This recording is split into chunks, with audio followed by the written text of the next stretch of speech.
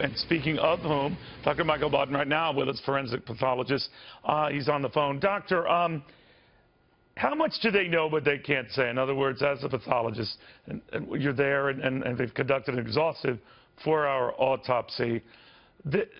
Are there some things they can rule in and out they're just not sharing right now? Neil, absolutely. And as was said in the press conference, nothing is going to be released from the medical examiner's office. It's all going to be released by the sheriff. They said that at the press conference, and that's why the medical examiner knows a lot of stuff. They know if he had any natural disease that could have caused or contributed to his death. If he had pneumonia, if he had heart disease, if he had a brain hemorrhage or pulmonary embolism, they know that right away. Would they know, doctor, any signs of foul play right away? They would know if he had any injuries, any trauma, any injury to his neck, if he had been choked, if he had been hit in the head with something, or if he fallen and injured himself. All that would be known. The one thing they don't know is the toxicology. Now, the toxicology is going to be done within 2 days or 3 working days. They'll know whether he had a lot of oxycodone, what's in Percocet. Whether the sheriff is going to allow it to be released or not is something else. The 2 weeks sounds like the usual police or district attorney statement that they need time to do whatever they're going to do before the public knows about the actual cause of death. When you hear something like this, we try to connect things like his last being seen around 8 p.m., I guess, when he was getting dropped back off at his compound. What are the kind of things you look for when you investigate, and you've been on some of the most high-profile cases imaginable? Whether he's out of breath, whether he's tired, whether he's staggering, what kind of things do you try to piece together? Because only hours later, he's found dead in an elevator in that building.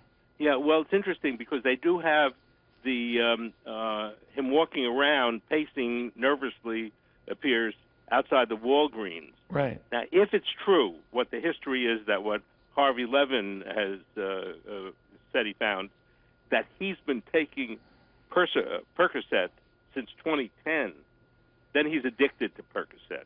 After a few weeks, oxycodone is the active ingredient together with Tylenol in Percocet. And oxycodone is the prescription opioid that causes the most deaths in this country. It's the most widely used. OxyContin, oxycodone, Percocet are all have this very strong narcotic drug, stronger than morphine. So what Harvey Levin is saying makes sense, but of course we don't know it until the toxicology reports are released, which could be in 3 days or could be in 3 weeks or 3 months, depending on what the sheriff wants to do with it. You know, Doctor, we do know that he was in great physical pain. He had hip and joint pain. You wouldn't know it in some recent concerts. Right. So in Atlanta, when he was there, that was largely a sitting down concert at his piano. He limited his movement. Some people maybe overinterpreted that, overanalyzed that. I don't know. But do you ever, or do you get a sense that Percocet alone, if you get dependent on it, unless you start overdosing on it, that doesn't get to be the issue? The issue might be if you take it with something else, what? Well, the Percocet you could just take with water, you know, the pills that you take with water. And the active ingredient for people who have 2 active ingredients. One is the acetaminophen, which is Tylenol, which is okay, and the other thing is the oxycodone, which is much stronger painkiller, but is also addicting.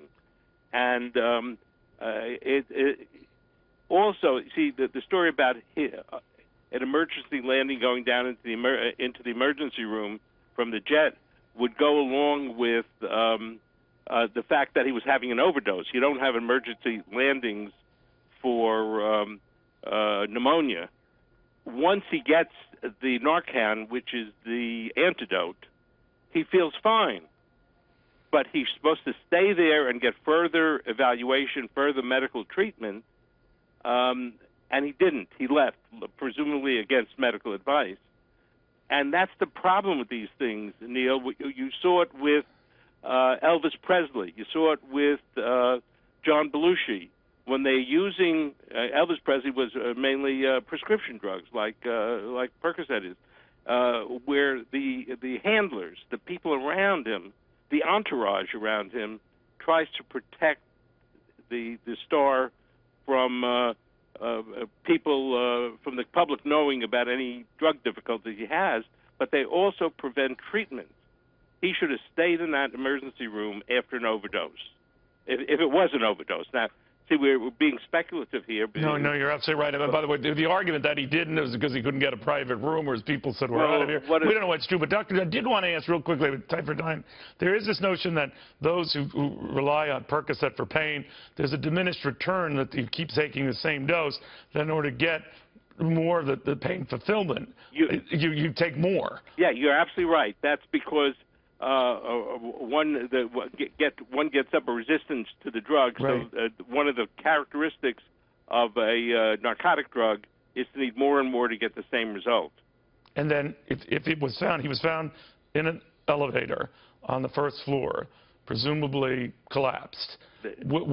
How would that manifest itself in the end? Well, it would manifest itself with a lot of fluid in the lungs, and with very high level of Percocet in the toxicology. And that's the medical examiner knows whether there was a lot of fluid in the lungs is what drug overdoses cause. And they'll have to wait till they find out how much narcotic, if there is a narcotic, how high it was, so they can then evaluate what the cause of death is. Real quickly as well, he had epilepsy years ago. He was not taking anything, we're told, for that. Does epilepsy just go away that way? I mean, it would obviously still be with him. It depends on the cause of it. Sometimes epilepsy is due to certain immediate things going on in the brain, and they can outgrow it. And some people have it all their lives. But you don't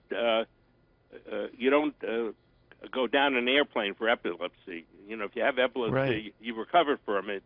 With proper treatment, with just handling at the scene, it'll go away. It's rarely a cause of sudden death.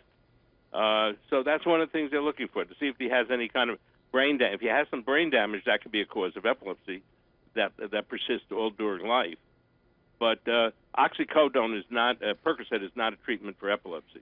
All right, so the fact that they ruled out suicide, they seem to rule out, though not officially, any foul play, any signs of trauma. So hearing what you're hearing, they're just isolating things for the time being as they go throughout the tests and the results of this 4-hour autopsy. Yeah, they've eliminated, depending on the findings, they may have eliminated natural disease because there was an issue of whether he was having severe pneumonia. Right, right. And they know that whether it was true or not now. All right. And it's just a matter of eliminating all other causes of death, as you say, Neil. Doctor, thank you very, very much. Sad situation, and they'll know the answer shortly. Dr. Michael Baden, forensic pathologist, so many cases he's been integrally involved in.